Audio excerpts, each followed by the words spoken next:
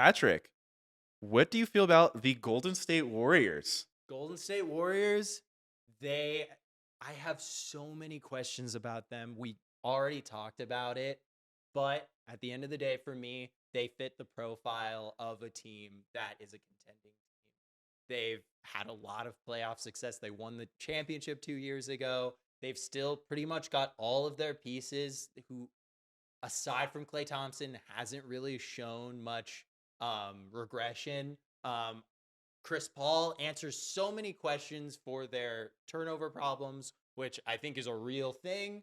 So I've got them as a contender, but I think they would be one rung up on the Clippers because they there's something about them that just doesn't feel real. If there was one team I wish I had another week to make a decision on, it was this team. I still have them listed as unsure. Patrick, I might look like a clown for this. I have the Warriors as pretenders. Let's go. I love this. The reason I have them as a pretender, despite me feeling like they have the pedigree, is I can't see a world where they actually can beat the Nuggets or the Lakers. I think of the three teams in the West that I like, which also includes Phoenix, I think I could see them beating Phoenix in like a shootout type series, kind of like their Kings series. But I don't know, man. I don't see it. Like, I just don't see how they compete with the Nuggets or the Lakers. The size is too much of a problem. I don't think Chris Paul really fixes that issue they have versus those two teams structurally. Yeah, I totally agree with you. I couldn't see them beating either one of those teams either. For them to win the finals, they would have to have a good path, a path that fell in the Yeah, right a great way. bracket. But which it Can happens happen. Yeah, sometimes. it can happen. But yeah. I mean, I'm not pushing back on you. That's the Warriors. All of these things end. Yeah, they all Dynasties end. and this has been really one of the cleanest, Runs. regressions Mhm. of a true dynasty in the NBA that we've ever seen, and that could really kick in. Let me this year. reframe their season from last year in a way that might not be fair, but just think about it this way. They are not a good regular season team last year. They're the sixth No. seed. They win against the Kings in 7 games. The Kings, who are the 3 seed, are the healthiest team in the NBA. They almost have no missed games to injury the entire year. So this is a very overachieving Kings team that's probably not as good as their record indicates. They barely scrap by them. They go against a real team. Not in the even Lakers. not to forget that De'Aaron Fox and Domantas Sabonis were injured in that series. So they scrap by that team. They go against the Lakers, and they just have no answer for a single second Anthony Davis is on the court. They just look, I don't know. I feel like last year might have been the beginning of the end. And with Clay and Draymond's offense every year just ticks down a little bit more and more. He's still an amazing defender. But Klay Thompson, he came back 2 seasons ago. This isn't like, okay, this is the Clay comeback year. Like, that was last year, and he looked awful in the playoffs. Yeah, I mean, my only rebuttal to that is Game 7 Steph just Yeah. looked like the best player in the league. But Like, I I'm with you, I man. don't doubt that Steph can single-handedly take the Warriors to 6 versus the Lakers or the Nuggets, but I just don't think Steph is going to give you that 4 out of 7 games when those teams also have their own players who are capable of those types of nights. It keeps getting interesting. This like is where it gets Clippers. fun. I have the Clippers as a pretender. I have them as a contender. Okay, so this is our 2 disagreement teams. Do you want to go first? You want me to go first? Yeah, I can go first on the Clippers. I just think first point being they have an amazing coach that Yes. is just built for the playoffs. He's built for it. He's ready for the smoke.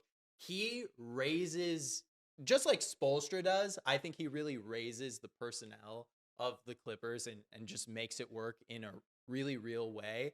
The second thing is Kawhi's still Kawhi. Yeah. Like, if we hadn't seen those 2 games in the playoffs, I wouldn't have them where I have them. But all the information that we have tells me that Kawhi Leonard still can turn back the clock and be that at least close to Toronto Raptors, I am maybe the best player in the league, Kawhi Leonard. And you know what? That goes a long way. Like I said before, a contender has to have a guy that can be a top 5 player in the NBA, if not the best player in the NBA at any given moment. And they not only have one of those guys, but Paul George is still Really good. relatively in his prime as well. And the big thing that always comes up with the Clippers is their health, but you can say that about literally any one of these teams. So as far as I'm concerned, if the Clippers make the playoffs and they have their guys, nobody wants to play them. And that's why I have them here. So the reason I have the Clippers as a pretender, I'm going to start with a fun fact for you. I We're going to go with Basketball References page for an NBA franchise includes the top 12 players who have ever played for a franchise. And the way they decide this list is by win shares. So basically, cumulative value you've accumulated while you're with a franchise. So there's one active Clipper on that list. His name is Ivica Zubac. Legend. Leonard and George are not on the list. They're nowhere to be found. And that's because of games played. So I decided the Clippers were one of my teams that I was like, do I put them in contenders? Do I put them in pretenders? If you guaranteed Leonard was healthy, I'm putting them in contenders. Here's why I'm not doing it. Here is the Paul George, Kawhi Leonard Clippers playoff run. 2020, eaten alive by Jokic, which will happen again if they play Denver. Well, not in the first 2.5 games of that series. Okay. 2021, this is a weird side note, and I don't know how this is possible, but 2021, Kawhi Leonard has the ACL tear, which he misses the entire next season in with. The second round, they made the Western Conference Finals for the first time in their franchise. Got to 6 games, which was impressive against the Phoenix Suns. 2022, this is where I've noticed 2021 begins a hilarious trend with some of your favorite bigs, DeAndre Ayton and Karl Towns. My guys. From 2021 to 2023, somehow every Clippers playoff game involves both big men for both teams going negative plus minus. That's crazy. Which I don't quite get how that's happening. I mean, I believe it with DeAndre Ayton in the playoffs. Well, what you would love is Ayton has a ton of like 12 of 15 like field goal games and with like a negative 20 plus minus, which single game plus minus is whatever. But anyway, the reason going back to their playoff runs in like game 3 of the Western Conference Finals in 2021, DA, you like won that game for the Suns, so I'll give you that big buy. So 2022, they lose in the plans. They lose to both the Timberwolves and the Pelicans. Kawhi is out. 2023, Leonard plays those 2 games.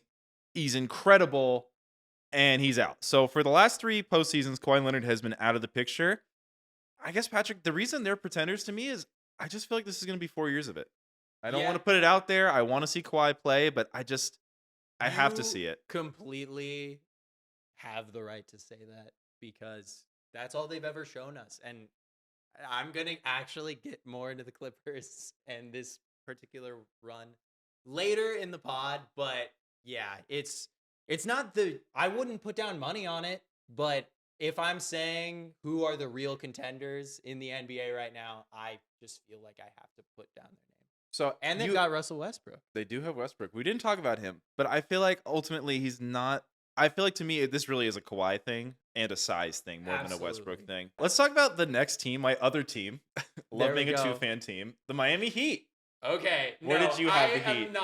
I cannot answer first. I must hear. No, you have to go first. Okay. I'll say this: when I initially made my pretenders versus contenders list, the Heat were in my 4 teams that made the I don't really know yet. Yes. Well, in my initial list, I had 8 teams once I was all done that were contenders, and the Heat were one of those teams.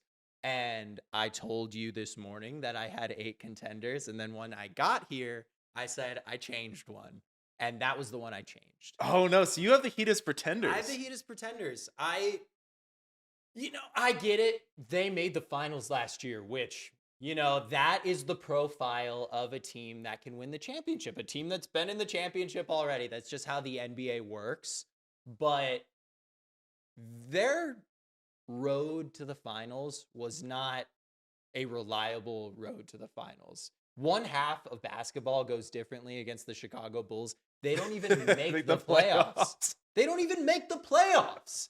And that's the Chicago Bulls, a team that we weren't even willing to spend 10 seconds on in this conversation.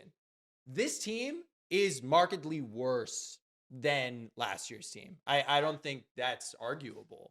And I just if I need to see it from other teams with the talent level of like the Thunder and the Mavericks, I'm sorry, I need to see it from the Heat. So I was really leaning pretenders with the Heat, and ultimately I put them as a contender.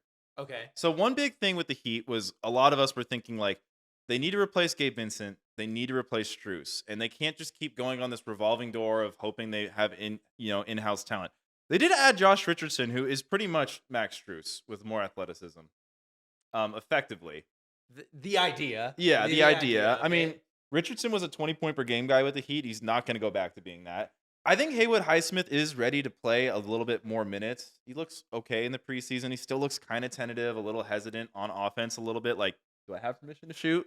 But that's kind of how Gabe Vincent was the entire regular season with the Heat. He did not shoot the ball a lot. Like playoff Vincent and regular season Vincent were two different players. But that's what I'm saying. That's why it's even more unreliable because they needed him to be like that in the regular season when he wasn't. So the reason why this thing with the Heat, you can't talk about the Heat like a rational basketball team. You have to since Jimmy Butler has gotten to the Heat, they have the most playoff wins in the NBA. That's insane. That's insane. So with that in mind, here's the thing: when you look at the on paper, you look at the Milwaukee Bucks, and you're like Damian Lillard, Giannis, but then you're like, okay, well the Bucks, who I have as a contender, spoiler alert, are not the deepest team. And if you told me that Jimmy Butler went into Milwaukee and dropped 45 points and the Heat won, I would be like, that seems pretty for the course. And the Mhm. Celtics, I'm sorry, but Drew Holiday, love him as a perimeter defender. I feel like the Celtics whole roster is like, how many guys can we get on one team that Jimmy Butler just owns? Like, this is what I'm saying. This is not a rational take. This is an irrational take. But the thing with the Heat is the other two. I have the two teams that most people are going to peg as the contenders in the East are the Celtics and the Bucks. And I feel like the Heat look at the Celtics and the Bucks as like, okay, let's go. Yeah, they're definitely not scared. They're not scared. Which is something to say, but I just gotta see a move or something or Yeah. some real like confidence instilled in Tyler Hero. Not that Tyler Hero needs confidence, but I want to see the Heat organization be like, you're our guy. You're not just like this overachieving draft pick that we hit on. Yeah, well, that is the other thing too with the Heat is I think a lot of us are like, how are they going to replace Gabe Vincent? How are they going to replace Max Strus? Well, when we saw those guys playing at their best, Hero wasn't there. Hero is better than both of those guys. He's an Yes. amazing off the ball movement shooter. He's an incredible 3-point shooter. I think adding Hero back is going to be a lot better for this team than people realize. 'Cause I feel like the discourse around Hero has gotten really weird with the whole Dame trade. Like people are acting like Hero is some like I don't know, Lou Will, like Jamal Crawford type, like just shoot it every time I get the ball. And that's not really his game. Yeah, So- yeah, I mean, I think Tyler Hero is necessary for the The Heat, regular yeah. season for them, and just he's kind of the linchpin of what makes them a contender Yeah. or a pretender. But definitely a lot more question marks from the Heat than Yeah. we're used to. I guess the one thing I will add to Tyler Hero too is I think there's this narrative like the Heat were so much better without Hero. That's why they made this finals run. They were in game 7 of the Eastern Conference Finals the prior year with Tyler Hero being a huge part of that team. Tyler Hero is a good playoff player. That's true. There's no evidence to suggest that he isn't. So that's why I have the Heat as a contender, but rationally speaking, I totally get Yeah, why hey. you have them as a pretender. Like this team is just so hard to even Talk about. because yeah, like you said, nothing makes sense.